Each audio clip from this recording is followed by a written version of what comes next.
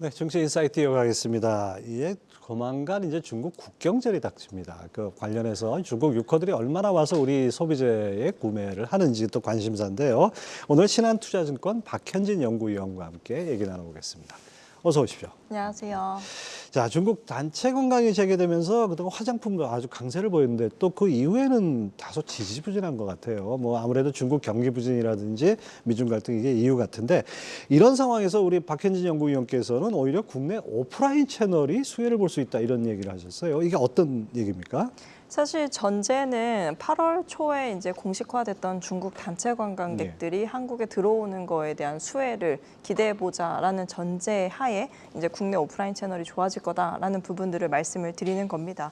사실 거의 6년 만인 것 같아요. 2016년도 한국에서 사드 배치한 이후에 2017, 18년도에 한알령 터졌었죠, 중국에서. 그러면서 사실상 그때부터 한국으로 들어오는 중국행 단체, 이제 단체 관광은 거의 막혀 있었다 보시면 됩니다. 근데 그게 이제 8월 초에 공식적으로 이제 해제한다.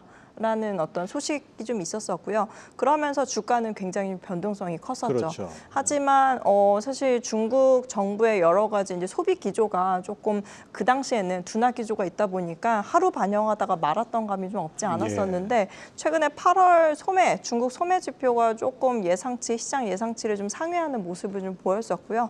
상황이 그러다 보니까 10월부터 이제 본격화될 중국발 단체 관광객이 아무래도 한국의 면세나 이제 기타 로드샵 쪽에서의 어떤 수혜를 이끌어내지 않겠느냐라고 보고 있는 겁니다. 예, 그렇죠. 아무래도 중국인들의 어떤 요즘 뭐 경기 부진은 그 실제 경기도 경기지만은 약간 심리적인 요인도 있는 것 같은 생각이 들더라고요. 예. 자, 근데 어쨌든 간에 대기업보다 중소형 화장품 기업들 주가가 상승세인데요. 특히 미국, 일본에서 상당한 성과를 내고 있다 이런 얘기 나오고 일본에서 니들샷 에센스 제조사 VT가 52주 신고가를 기록했다 이런 얘기도 나옵니다. 미국, 일본이 이 부진한 중국을 대신할 수 있을까요? 사실 전체 해외 수출에서 아직도 중국향 비중이 절반 이상입니다. 그래서 중국이 굉장히 중요한데 그 이상으로 일본과 미국향 수출도 꾸준히 증가하고 있는 추세이긴 하거든요. 그래서 아마 내년도가 되면은 뭐 비중국 쪽으로의 수출 비중이 상당히 의미가 있어질 거라고 보고 있습니다.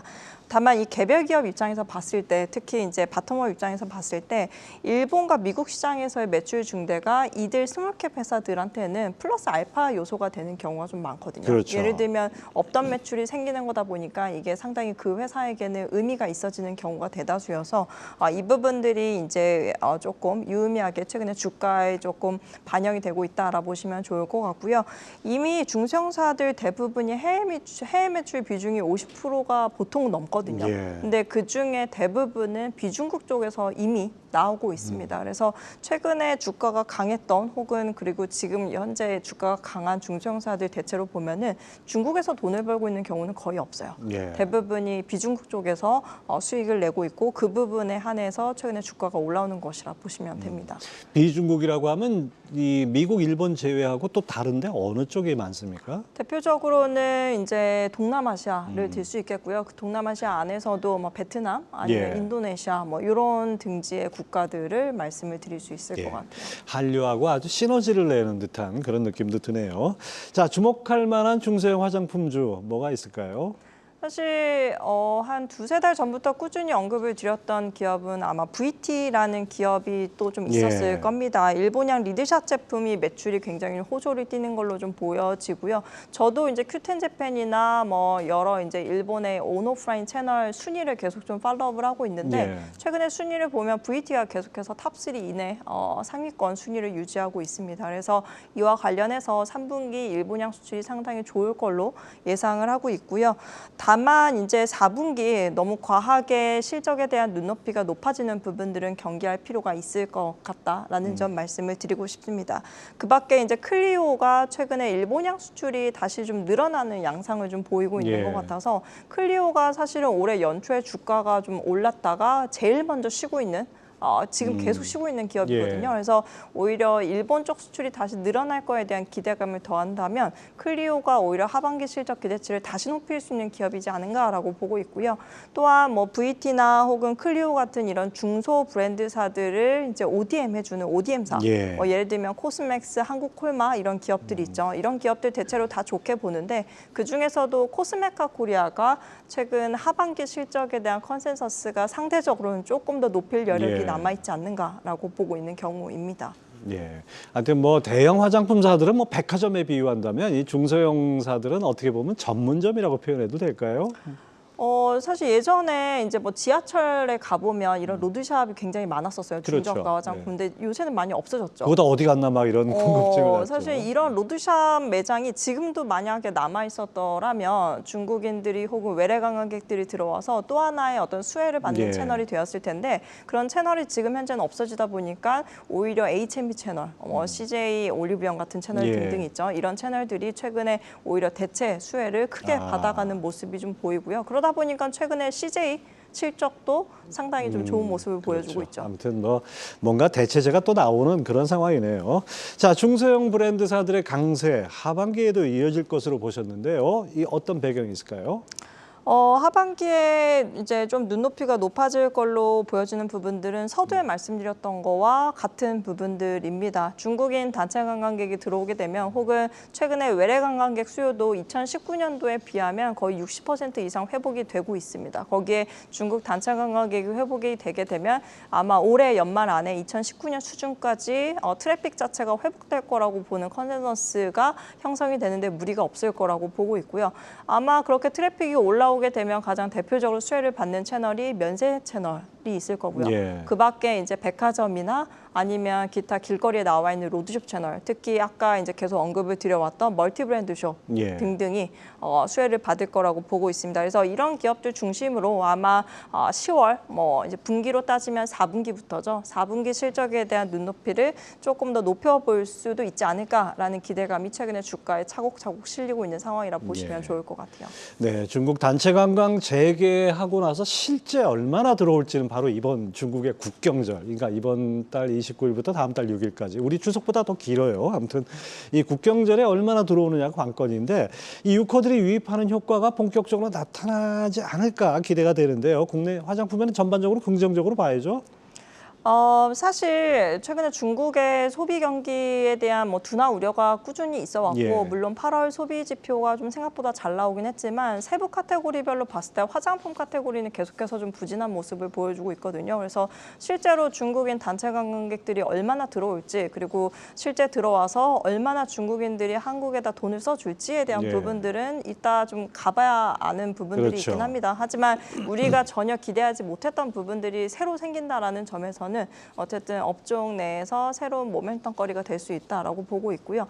아마 10월 한 말 정도가 되면은 실제 중국인들이 한국에 얼마나 들어오고 있는지에 대한 부분들 그리고 과거에 비해서 얼마나 이제 화장품을 이제 사는지에 대한 부분들이 업데이트가 될 겁니다. 그래서 그 부분들을 계속 좀 팔로우 해보시는 게 중요할 것 같습니다. 저는 뭐 이렇게 요즘 이제 들어오시는 그 중국 유커들을 보니까 과거하고는 좀 다른 모습을 좀 느끼는데 뭐 좀 저가 관광으로 들어온다기보다는 어느 정도 좀 여유가 있는 분들이 많이 오는 것 같아요. 그래서 그런 면에서는 좀 기대가 되긴 하는 것 같습니다.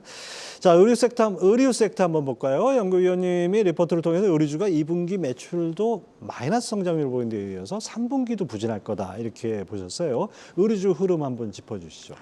네, 의류 브랜드사들은 일단 2분기 실적이 이미 좋지 못했었습니다. 뭐 이유는 국내 소매 경기가 작년에 비해서는 계속 좀 저조하게 흘러가고 있다 보니까 사실 이게 뭐 비단 절대적으로 올해가 좀 안 좋다라는 표현보다는요. 작년, 재작년이 성장률이 굉장히 높았었기 때문에 예. 그거에 대한 베이스 부담을 좀 많이 느끼고 있다라고 표현을 하는 게 맞을 것 같고요.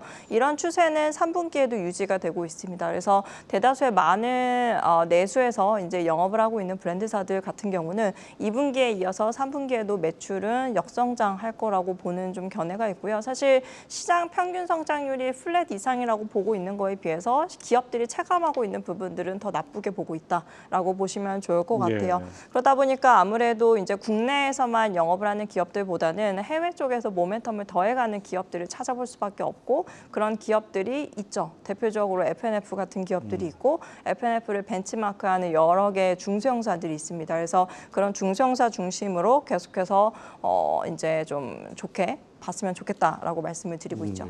뭐 당연히 뭐 의류주 탑픽은 FNF겠죠. 아무래도 주가가 최근에 많이 빠져 있는 상태이기 때문에 밸류에이션 부담이 없는 가장 대표되는 기업이라고 보고 있습니다. 예. 자, FNF 최선호주로 꼽아주셨는데 7월에는 장중 95,100원까지 떨어졌어요. 현재는 뭐 11만 원대 유지하는데 내수 매출은 부진하지만 해외 성장성은 강할 것이다 이렇게 보셨는데 어떤 근거가 있습니까? 네, 말씀하신 대로 국내 실적은 타 브랜드사와 크게 다르지 않습니다. 근데 지금 알려진 대로라면 3분기에 중국 법인 실적이 본래 회사에서 언급했던 가이던스 수준 혹은 시장에서 기대했던 컨센서스 수준보다는 소폭 더 좀 강하게 나오는 분위기가 있는 것 같아요. 사실 최근에 중국 소매 경기가 좋지 않은데 왜 이 회사만 중국 법인 실적이 좋은 거냐라고 예. 반문하실 수도 예. 있는데 이 기업은 중국의 실적이 사실상 기존에 연초에 이미 각약해놨던 FW 시즌 물량에 대해서 수출 매출로 예. 인식을 합니다. 그래서 최근에 그 중국의 소매 경기와는 좀 별개로 가는 경향이 있고요. 물론 최근에 중국의 소매 경기가 만약에 지금보다 더 악화가 되어서 내년 상반기 중국 법인의 실적이 안 좋아질 수는 있습니다만은 네. 최근 어쨌든 3분기, 4분기 지금 당장 직면해 있는 실적에 대해서는 상당히 기대치가 높은 편이다라는 점을 기억하실 필요가 있겠고요.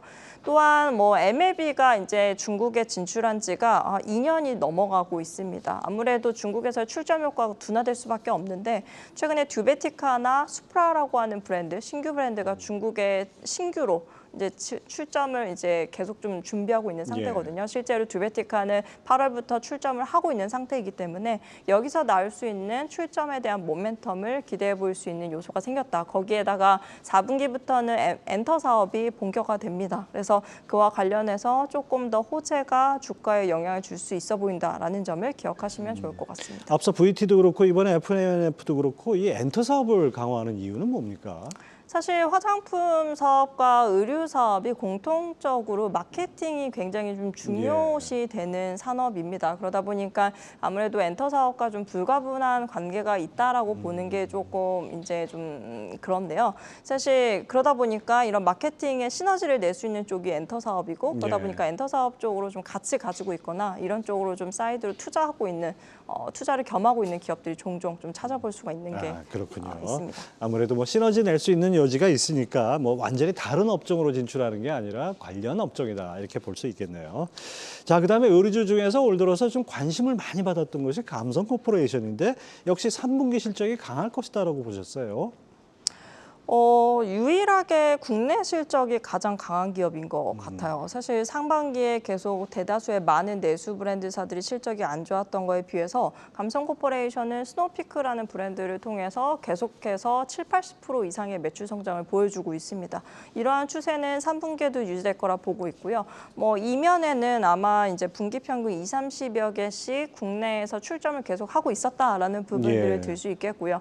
게다가 아마 4분기부터는 중국 출점이 본격화될 거로 좀 보고 있습니다. 뭐 초기에 FNF처럼의 속도는 아니겠지만 조금씩 시작하면서 중국 실적에 대해서 조금씩 좀 실적에 반영해낼 수 있는 부분들이 뭔가가 생긴다라는 점이 기대 요인일 수 있을 것 같아요. 그래서 아마 내년도부터는 중국을 중심으로 한 실적 증가세가 가장 큰 모멘텀이 되는 기업인지라 아마 그 부분들을 조금 계속해서 염두에서 보시면 좋을 것 같습니다. 네, 올 들어서 뭐 화장품주, 의류주 그렇게 썩 좋지 못했는데 앞으로 그 연말까지 뭔가 유커들도 돌아오고 뭔가 소비 경기 이거보다 더 나빠지진 않지 않겠냐 기대도 있고 해서 좀 기대감이 좀 커지는 그런 측면도 있는 것 같습니다. 하반기 투자자를 어떻게 잡아야 될까요?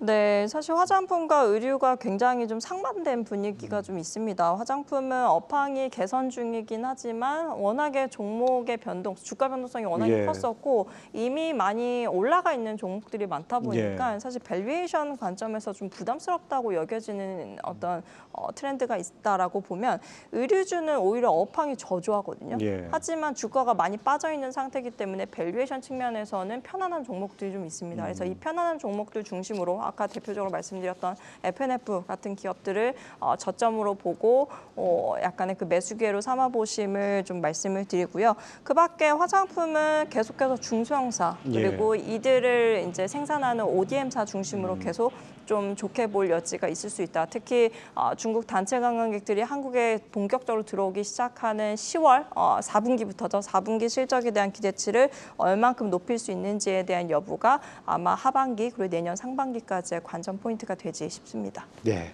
이 화장품과 의류는 뭐 이 투자자 여러분들 아주 쉽게 접근하실 수 있을 것 같습니다. 길거리에서 많이 보이는 의류 그리고 또 화장품 가게에 얼마나 손님이 많은가 이것이 바로 주가와도 밀접한 영향이 있을 것 같습니다. 신한투자증권 박현진 연구위원 함께했습니다. 감사합니다.